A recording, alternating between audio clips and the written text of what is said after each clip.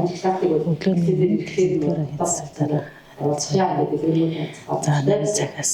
За сонсголтоо орчин баруурч гэсэн дараа таван хацруулах 2 дахь сонсголтоо байлаа.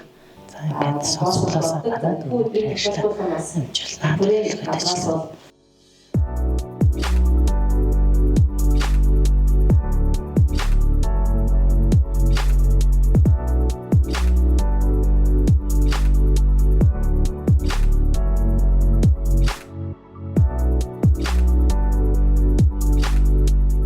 Материал нь төрийн шугамаараа аймгийн бар урцмын зөвлөөр ороод тэгээ аймаг руу яваад тэгээд юу засгийн газар руу явна шүү дээ. Яг тэр шатндаа бас тодорхой хэмжээний хугацаа орно.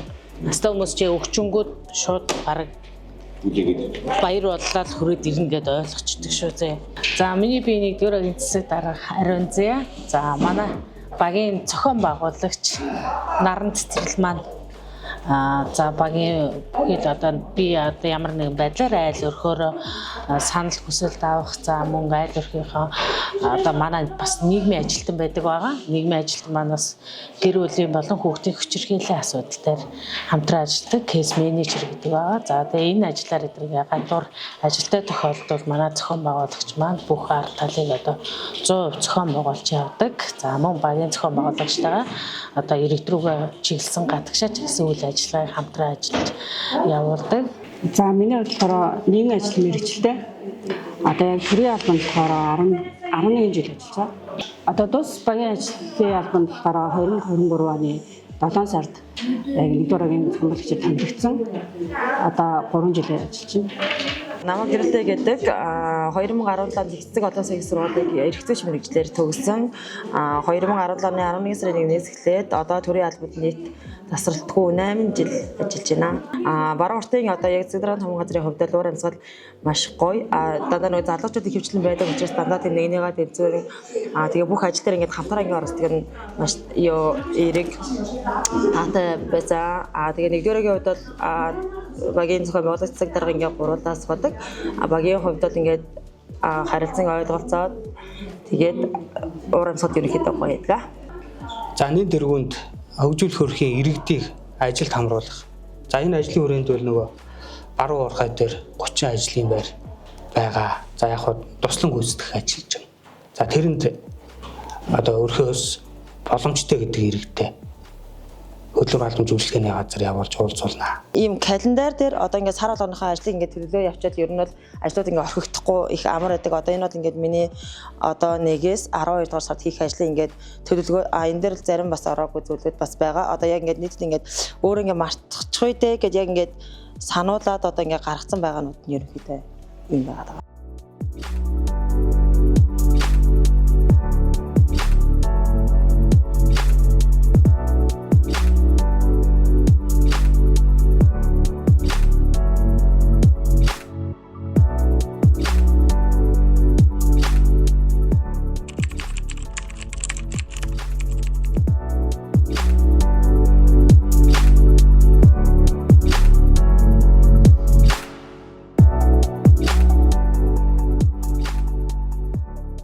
Тантай уулзах ажил маань ерөнхийдөө сая өчтөрийн нэг хөгжүүлэх хөрхийн талаарх уулзалтаар тантай уулзгаад хөгжүүлэх хөрхөөс баруун уурхай 30 ажлын байранд бас зуршлах тэр асуудлаар тантай уулзах гэж ирж байна.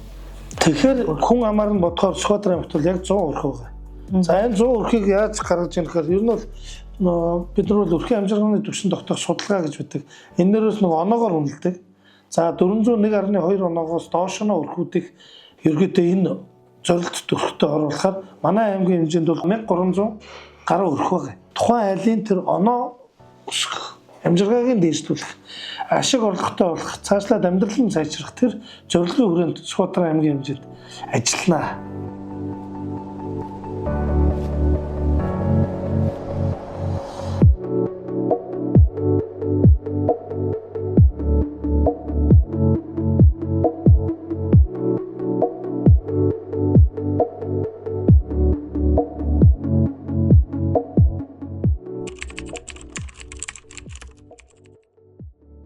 Одоо дөрвөлжийн дээвэр засвар ажил гэж яригдчих шүү дээ тий. Тэгэхээр яг энэ дээвэр засварлах тал дээр иргэдийн оролцоо ямар байдгүй одоо ч нөгөө шууд төр засна гэдэг юм бол байхгүй болчиход байгаа шүү дээ тий. Тэгэхээр иргэд юу яг энэ дээр ямар шаардлага тавьдаг вэ? Ер нь яг өмнө нь бол хуучин одоо байруудыг одоо ашиглалтанд ороод 20-30 жил болсон ч гэдэг юм уу те утсан байруудад бол дээврийн засвар хийгддэг байсан. Манай намайг зохион байгуулагч байхын хийгээд явдсан. За сүүлийн хэдэн жилүүдэд бол ер нь төсөв хэмнэгтэй холбоотой засгийн газраас одоо тухайн хүний өвчтэй холбоотой засвар үйлчлэгийг бүр бүрэн харсан байгаа.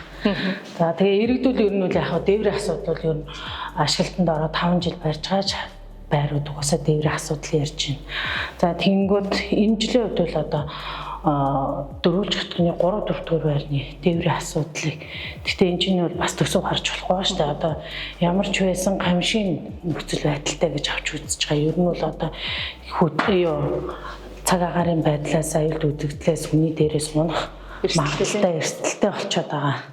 Тийм үүднээс одоо аймгийн онцгой комиссар танилцуулаад 20 сая төгрөгийн дэмжлэг туслалцаах одоо аваад байна. Тэгээ одоо иргэдийн оролцоотой. Ер нь бол 100% иргэн хийх хэрэгтэй. Ямар ч гэсэн энэ дөрвөлж хотныхаа 3-4 дугаар байрын асуудлыг бол нэлээд танилцуулсан үсэн дээр 20 сая төгрөг шийдүүлчихэд байгаа. Зарим иргэд эхэлж байгаа.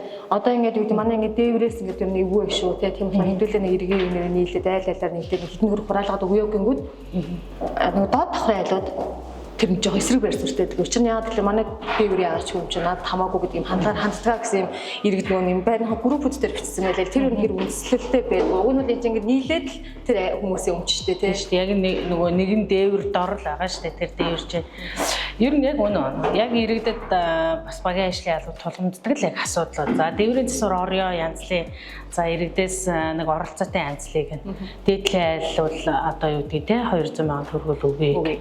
Доотлын айл үгүй манай дээвэр биш.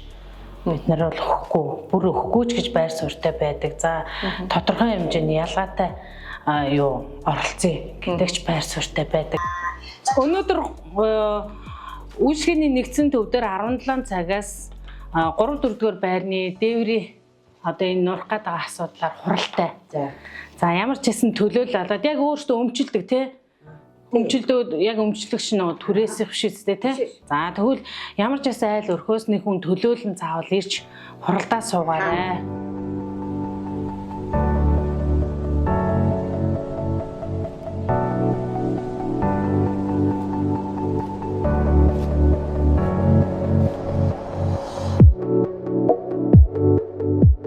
Танаа байрны 3-4 дугаар байрны дээврийн асуудлаар явж байна. Өнөөдөр үйлчлэгээний нэгдсэн төв дээр 17 цагаас энэ дээврийн асуудлаар яаж янзлах вэ? За төсөв мөнгөний яаж гарах вэ? Иргэдийн ямар оролцоотой байх вэ гэд хуралтай 3-4 дугаар байрны танахаас төлөөлж очих хүн байгаа сте. Хин ирэхлээ? Би очив. За таны хин блэ? Сүрэн.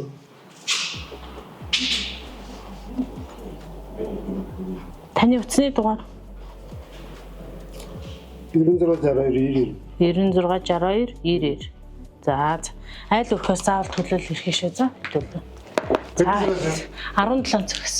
Айл өрхүүдэд бүр нэг үрчлээ айлаар нь ороод багийн ажлын алба зар хүргэлээ. 32 өрхийн 9 өрх нь хүнтэй байна.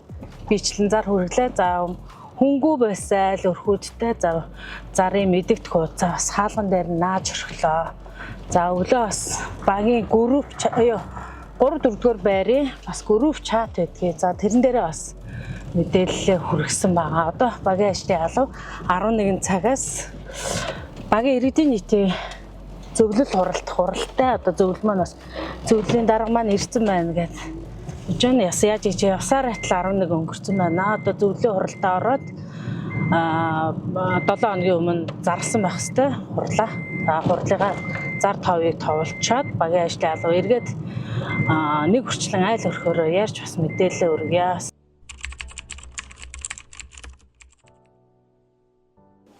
Онд нь ажлын өдөр гэхдээ ажлын өдөр юм чинь хэдүүлээ ажлын бус цагаар зохион байгуулалт тийм хүмүүсийн хамаалагтыг их байна гэж бодсон. Тэгэхээр өнөөдрөөс хойш 8 хоногийн дараагаар багийн иргэдийн нийтийн хурлаа зохион байгуулах гэсэн саналтай нөр саналтай юм байна.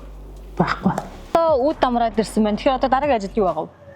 Одоо нийгмийн ажилтнтайгаа 3 кейсээ айлаар нөхцөл байдлын үлгээх бас нэг орон байраар хангасан гунаж яваагаас нэг эргэх ажил гэдэг. Нэг Орон байраар хангаана гэдэг нь юу вэ? одоо нодлон одоо яг өөртөө явах байргүй бидэд одоо асрамжийн газар явуулах гээд хөдөлтөд явуулж чадаагүй тухайн хүн маань өөрөө явъя гэсэн хүсэлт гаргаад 2-3 газар бас нэг хүсэлт гаргаад хөөцөлтөд дорнтих чойры гэдэг ингээ хөөцөлтөд бас бүтээгүй. Таны машин хаана хоёулаа ярингой явсан шүү тий. Тэгээд бас баг дээр мөн байдаг бас нэг байраар бид хүн бас хангасан баг. Ганц үе тэгэхэд сар хамгаалах өрөөхт нь байхгүй. Тэр сарын хугацаанд юм уу дээр нэг хэдэн кейстэй ажиллав. 2026 оны 1-р удирлын байдлаар манайх дүр хамгаалах барины 1, илрүүлгийн 2, тэгээд одоо хувийн хэрэг нэг шаардлагагүйгээр 7 одоо нэг хүүхдийн хяналтанд авч ажиллаж байгаа. Тэгэхээр нөгөө иргэд бас ойлгохгүй ч магадгүй л дээ. Кейс гэдэг нь яг өөр яг юу юм бэ? Кейс гэдэг нь одоо нэг ясандаа одоо нэг хүчгэлдэрсэн хүн байлаа гэж бодоод хэрэг сэтгэл зүйн үйлчлэгэнд хамруулдаг, сэтгэл зүйн зөвлөгөөнд хамруулдаг. Өөр тэр хүнд шаардлагатай ямар юу үйлчлэгээ байна, тэрийг нь өөртөө ингэж ярилцаж тэгээд түүн дээр хамтарсан байх хурлын төлөвлөгөө гаргаж тэгж ажилладаг.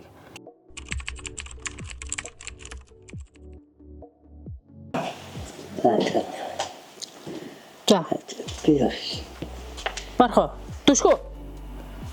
Юу нөвдөд байна уу? Би нөвдөд байна уу? Би нөвдөд байна уу? Нэг эсвэл хэвтэж цаахан эмчлүүлэх юм уу? Нэ танаа гэвчлээд тэгэх юм хийлгээд хийх. Тийм ээ. Эмгийн чатаргаж чадахгүй. Загтгаан чадахгүй. Нэгтгэд хоёулаа гунаж аваад авчихгүй эмнэлэгт үзүүл. 5 сарын 11 нэгдүгээр өдөр таныг нийгмийн ажилтан бид хоёр ирж үзүүлээ эмнэлэг рүү авчивч. Эмнэлэг рүү нэгдүгээр өдөр үзүүлье. Ойлгосноо?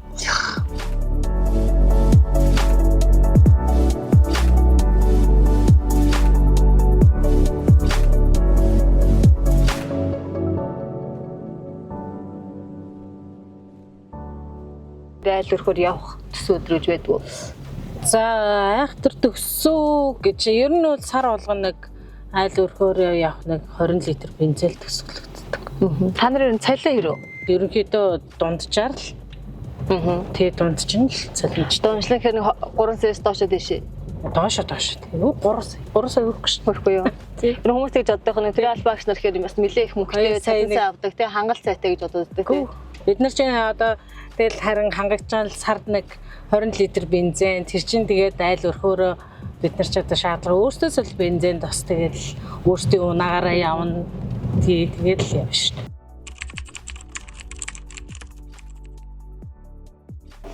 За өнөөдөр нөгөө өвдөөс хойш хэдэн нөгөө орж ирсэн одоо багийн иргэдээс орон нутгийн хөгжлийн сангийн санд асуулаа хуудасаа бүглүүлээд саналыг авлаа. За мөн багийн засаг даргын тодорхойлолт бол одоо 3 иргэн гэж авсан байна. За одоо багийн засаг даргатай хамт одоо аж ахуйн нэгжтэй одоо жил болгон гэрээ хийдэг, гурван гэрээ одоо гэрээ хийхээ одоо хамт гаргаж байна. Сурлаа эвдээ хоёлаач. Энэ эрхлэгч гэдгийнх нь ард тавьж ирээ за. 5 юм уу өнөөдөр? 3 биш үү? 5 шүү. 5. Дууд нь тийм байгаа шүү за. Тэгээд гэрээтэйгээ бас уншаад танилцаад үзээрэй. Орчны тохиолдолд ногоон байгууламжийг нэмэгдүүлэх хичээлгээд зарласантай бар урт сумын тамга газар зарласантай холбогдуулаад маргаашаас эхлээд аж ахуйн нэгжүүд ойр орчмынхаа цэвэрлэгээ хийгээд ногоон байгууламжаар нэмэгдүүлж ногоон байгууламжийг нэмэгдүүлэх хичээлгээ бар урт сумын тамгын газар зарласан тэрнтэй холбогдуулаад аж ахуйн нэгжийг ойр орчмоо сайхан цэвэрлэгээ үйлчлэг хийгээд за буцаагаад нөгөө ногоон байгууламжаар нэмэгдүүлэх бас мод тарих үйл ажиллагаагаа идэвхжүүлээрэ оролцоорой гэж зар хүргээ явж байна. Нэг зарын чанартай юм хэлээ явж байна. Орчны төвчлөлд ногоон байгууламжийг нэмэгдүүлэх чийлгээд барууртын тамгын газраас энэ жилийг зарласан байгаа. Ерөнхийдөө мэдсэн баг тий. Цахимаар бас мэдээлэл бүр аянийхаа нээлт эдрэг хийсэн байгаа. Тэрнтэй холбогдуулаад маргаашаас эхлээд аж ахуйн нэгжүүд маань бүх нийтийн цэвэрлэгэнтэй.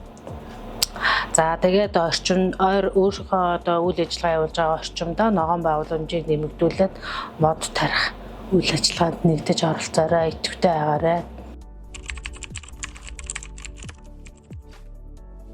Бараг 5-6 жил ингээд одоо дээврээс те бас хоожоод бид нар бол яг баруун цумаас бид бас арга хэмжээ аваад байсан л те бидний тодорхой нөгөө төсөвдөр нэмж төсөв өгөөд ингээд аргалаа яваад байсан боловч үнэхээр хүчин бөхсцэн тэгээд нэгэн бол бүтэн ингээд их цэсрэмийн төслийг тийм ээ төсвийг ингээд бүр ингээд бас тавьж өгч тэгээ нийт одоо 2 тэрбум 200 сая төгрөгийн ингээд их цэсрийн төсөв энэ дотроо ингээд нөгөө зураг төсвийг манд салгаж өгөөд орон нутг бол үнэхээр том дэмжлэгийг үзүүлж байгаа. За тэгээд бид ингээд дэмжлэг үзүүлж байхдаа өөрсдөө ч гэсэн бас ингээд тийм ээ ингээд ямар ч гэсэн засвараа цаашд эргээд нөгөө хэсэгчсэн засваруудыг оруулах тийм олон улсын байгууллагууд руу ингэж хандж байгаа. Тэгээ аймаг орон нутагт бас ингэж дэмжиж байгаа гэдэг. Тэгэхээр ямар ч гэсэн баруун уртын одоо 1-р огийн нутаг дэвсгэртэй 1-р огт өөр хүн ам олонтой. За ингэж нэг сүүлийн үе стандартын цэцэрлэг нэг ч гэсэн ингэж цэцэрлэгтэй болох гэдэг үнэхээр хүчин зүтгэл тавьж байгаа. Тэгэхээр зураг бол маш одоо гоё маш сайн чанартай хийгдсэн. Одоо компани гүйж жагаад эргээд зургийг задлуулад тэгээд энэ дээврийн засварыг задлаад өгөөгээд тэгээд 135 сая гээд 127 саяар энэ жил 5 томор констракшн орж ирээд за өнөөдрийн байдлаар 85% гүйцэтгэлтэй ажил нь явагдаж байгаа гэдэг энэ зүйлийг бид хүндэлсэн. Тэгээд намайг хамгийн гол нь одоо хүүхдүүдийнхээ эрүүл аюулгүй энэ орчин нөхцөлийг сайжруулад өгч чадчихэл одоо бидний хийхстэй үүрэг гэж хүлээж авч байгаа төлөөлөгч үүрэг гэж хүлээж авч байгаа. Тэгээд үе шилжтэйгээр ямар ч байсан улсын зураг зүтгүүлээд бараагүй тэгээд орон нутгийн хөгжлийн сангаас ямар ч байсан тээврийн засварын энэ жил тасдаж оруулахгүй бол үнэхээр шаардлага хангахгүй боллоо гэдэг. Одоо эрдэнэ хэрэгчүүдэд бол одоо зөндөө ярьсны үндсэн дээр энэ жилийн төсөвдрээр нашгүй тээврийн засварыг гэж тавиулчихсан одоо гүйцэтгэл нь нэлээд өндөр хөвтэй явж байна. Ер нь бол эх 7 хоног гэхэд хүлээлгч өгнө гэсэн ийм байдлаар өнөөдөр засаг дарахтай бид хүсэлт их гарч ирлээ.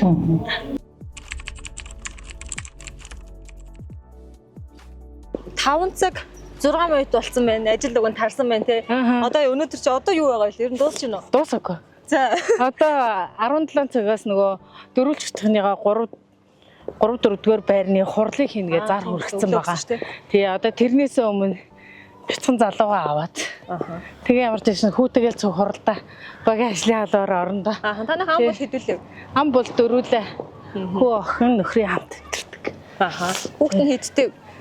Манай одоо 2 гарантай. Өглөө тэгэл цэцэрлэгт мөрөж өгчвөл орой сан мэдчиж авч байна. Юу нэг цагт нь авч амжиж байгаа юу?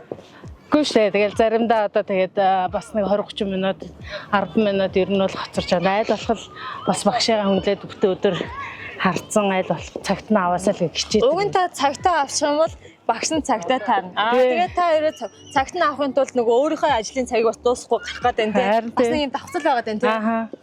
За сүүлд одоо гэсгүүж хүүхд авчирдаг. За тэгээ. За.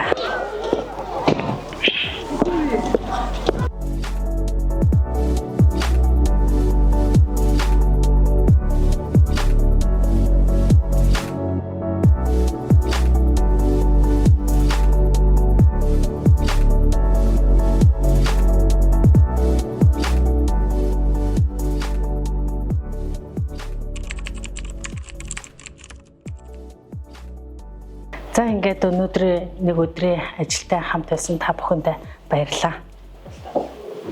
Хүрэлтээ авлаа.